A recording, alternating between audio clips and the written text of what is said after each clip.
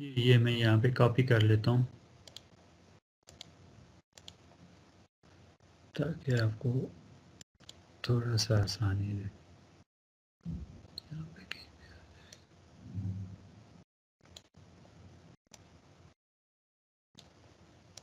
ये चीज ये हमने वहाँ पे डिराइव की थी, ये single line to ground fault. ठीक है, ये ये इक्वेशंस थी, दो इक्वेशंस के, एक तो तीनों सिमेट्रिकल कंपोनेंट्स जो हैं वो आपस में बराबर हैं, IA0, IA1 और IA2। अब देखें, मैं इसलिए कह रहा हूँ कि आप डेरिवेशन सारी इनकी कीजिएगा, ज़रूरी नहीं है कि आपको याद रहें। ठीक है, तो ये रेफरेंस के लिए मैंने यहाँ पे नोट करवा दी, =I3A1। एक इक्वेशन ये थी, और दूसरी इक्वेशन हमने जो मेन इक्वेशन डेवलप की थी IA0 के लिए, और या IA1 के लिए भी यही इक्वेशन है, IA2 के लिए भी यही इक्वेशन है, तीनों सेम है।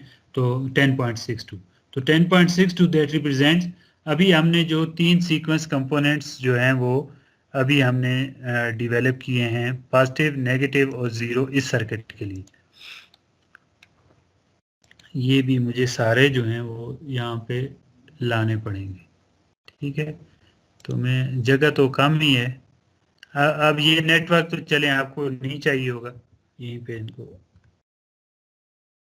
ये ज़ीरो सीक्वेंस है। ठीक है, और पॉजिटिव और नेगेटिव दोनों सेम है, एक्सेप्ट कि आपके पास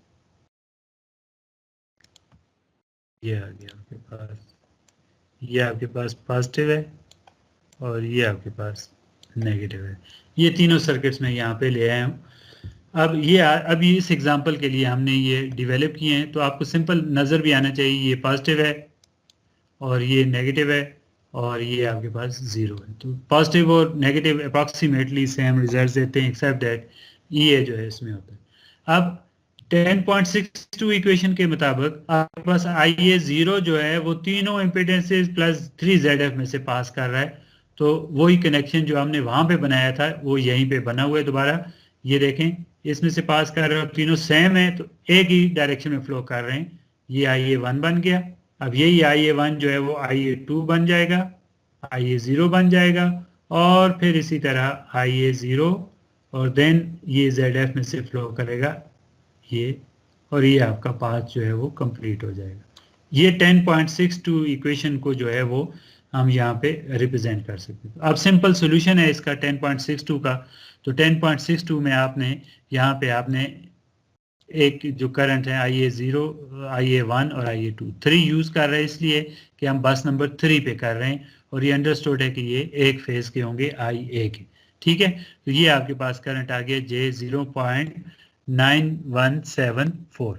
ये करंट जो टोटल वैल्यूज देख लें यहाँ पे, ये पॉजिटिव सीक्वेंस इंपीडेंस है, ये नेगेटिव सीक्वेंस जो हमने अभी डिराइव की है, और ये जीरो सीक्वेंस, ये तीनों सर्किट्स में यहाँ पे मौजूद हैं। और ये 3ZF जो है वो 0.1 है, और इंटू 3, तो ये आपके पास आ जाएगा J 0.1 इंटू 3। तो इसको सॉल्व करें तो ये आपके पास जो है वो टोटल जो एक sequence symmetrical component of the current आ जाएगा। ये ज़ीरो भी यही सेम है, 1 भी है और 2 भी है। ठीक है, तो अब आपके पास जो है वो हम नेक्स्ट इक्वेशन पे जाते हैं कि जहाँ से हम सिमेट्रिकल कंपोनेंट्स को फेज में कन्वर्ट करते हैं। ठीक है, तो ये आपके पास मेरे ख्याल में 10.14 थी शायद इक्वेशन, ये 18। ये याद रखिएगा, अब इक्वेशंस में यहाँ पे रेफरेंस नहीं डाल सका, तो ये चलिए मैं डाल देता हूँ ताकि कंफ्यूजन ना हो।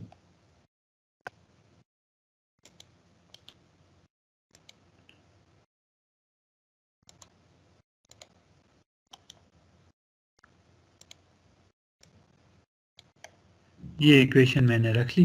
ठीक है, तो अब आपने सिमेट्रिकल कंपोनेंट्स जो हैं वो फाइंड कर लिए हैं। ठीक है, तो यहाँ पे आपने इसको यूज़ करना है और आपने फेज करंट फाइंड करने हैं।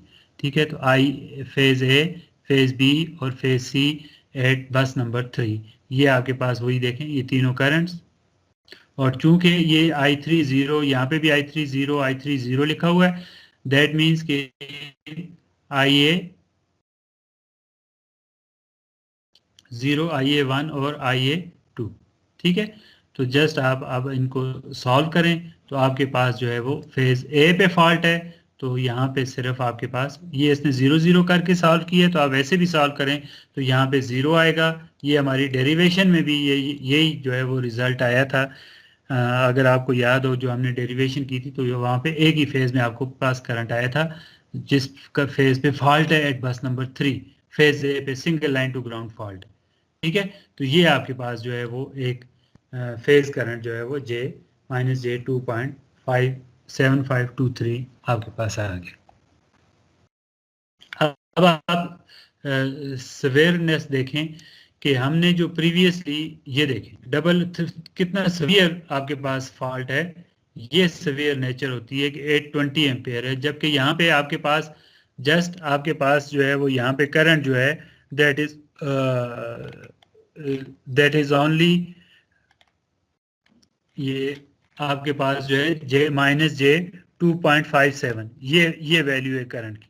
ठीक है ना, तो सवियर नेचर देखें, 3 फेज फॉल्ट जो है बैलेंस फॉल्ट, उनका एनालिसिस तो बहुत आसान होता है, लेकिन उनका जो सिवियरिटी की नेचर है, सिवियरनेस है, वो बहुत ज़्यादा होती है as compare to the unbalance fault. लेकिन अनबैलेंस फॉल्ट का जो आपके पास जो है वो क्या कहते हैं, एनालिसिस आसान होता है, लेकिन एनालिसिस मुश्किल होता है, लेकिन उनकी नेचर जो है वो बहुत सवियर होती है। ठीक है, तो इसी तरह अब बाकी भी एग्जांपल्स में आप देख लें, ये सारी इक्वेशंस ऑलरेडी हम डिराइव कर चुके हैं वहाँ से, और उसी तरह जो है वो सीक्वेंस नेटवर्क्स हमने कनेक्ट करने हैं। ठीक है, और ये देखें आप, इस इक्वेशन ये हमारी वहाँ पे डेरिवेशन में थी। ठीक है, तो पॉजिटिव सीक्वेंस और ज़ीरो सीक्वेंस, ये अब लाइन टू लाइन फॉल्ट है। तो लाइन टू लाइन फॉल्ट में आप सिंपल लिख सकते हैं कि I0 is equal to 0, ground के साथ कोई कनेक्शन नहीं है, तो जीरो सीक्वेंस कंपोनेंट 0 होगा। तो आपके पास I3 और I1 और I2 जो है वो एग्जिस्ट करेंगे। ठीक है, तो जीरो सीक्वेंस नेटवर्क जो है, अगर आपको याद हो तो हमने इसको बिल्कुल लेफ्ट अलोन छोड़ा था, तो ये उसका इक्विवेलेंट डायग्राम है।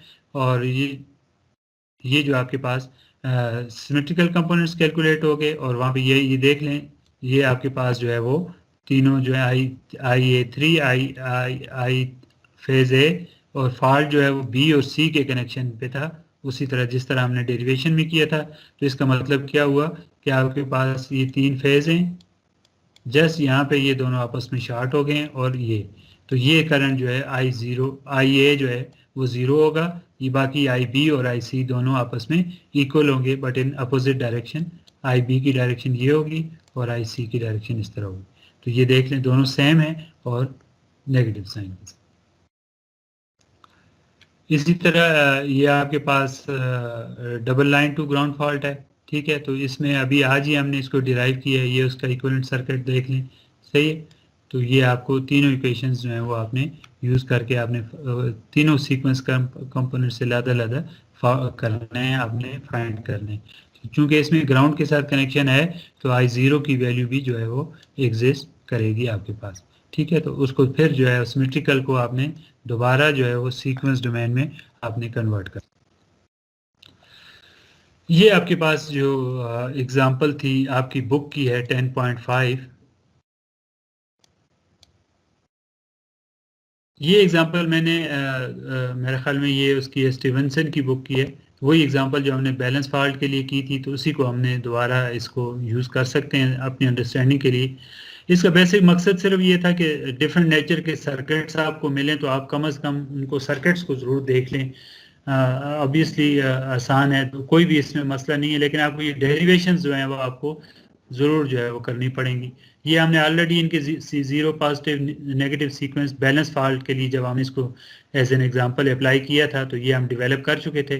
फिर उसको आपने थेवेनाइज करके जो है वो 3 जो है वो सीक्वेंस नेटवर्क आपने जो है वो बना। फिर भी यहाँ पे भी ध्यान रखें, ये देखें कि आपका जो पॉजिटिव सीक्वेंस और नेगेटिव सीक्वेंस में जो इम्पिडेंसेस है वो तकरीबन एक दूसरे के करीब करीब होंगी, ये देख लें यहाँ पे, जबकि जीरो सीक्वेंस इनसे टोटली जो है वो डिफरेंट होगी। ठीक है, तो ये चीज़ हमेशा ध्यान में रखिएगा। तो अब ये तो एग्जांपल ऑलरेडी हम सॉल्व कर चुके हैं, तो तीनों जो हैं वो शॉर्ट हैं। ठीक है, single line to ground fault था, तो अब नहीं, तीनों जो है single line to ground fault के लिए जो है वो आपके पास एक लाइन ग्राउंड हुई थी, ठीक है, फेज ए में। तो उसमें जो हमने इक्वेशन डिराइव की थी वो यही थी कि तीनों करंट्स जो हैं वो सिमेट्रिकल कंपोनेंट्स तीनों बराबर हैं, सेम है। उसी हिसाब से ये नेटवर्क जो है वो डेवलप हुआ है। अब इसको सॉल्व करना है, ठीक है। तो ये मैंने सारे सॉल्व भी किए हैं, साथ में मैंने इसमें कोशिश की है कि ये आपके लिए जो रेड में हाईलाइटेड हैं, that is the formulas we have already developed in the previous equations. Symbols थोड़े से इसमें डिफरेंट है, थोड़े से, ये देखें I0 I1 I2 ये सबस्क्रिप्ट में लिखे हुए हैं, और ये अंडरस्टूड है कि ये जैसे फर्ज के ये I0 लिखा हुआ है, तो दैट मीन्स कि दिस इज IA0, ये ठीक है। तो ये आप तीनों के लिए फाइंड करेंगे। ये लाइन टू लाइन फॉल्ट है, ठीक है। अब आप सर्किट को कैसे कनेक्ट करना है, देन आपके पास double line to ground fault है, सीक्वेंस नेटवर्क वही हैं, वही यूज होंगे बार बार, और तीनों को जो है वो आपने सॉल्व करना है, ठीक है जी। तो ये आपके पास एग्जांपल्स थी जो आपने double line to ground fault, ये लास्ट एग्जांपल है, ठीक है। तो ये सारे जो हैं वो दूसरी एक एग्जांपल है मेरा ख्याल में। ये एग्जांपल्स आपने जो है वो आप सॉल्व करनी है खुद, और मेरी तरफ से जो है वो आज फॉल्ट एनालिसिस जो है वो कंक्लूड हो गया है। एक आज छोटा सा टॉपिक है, वो नेक्स्ट उसमें देखेंगे।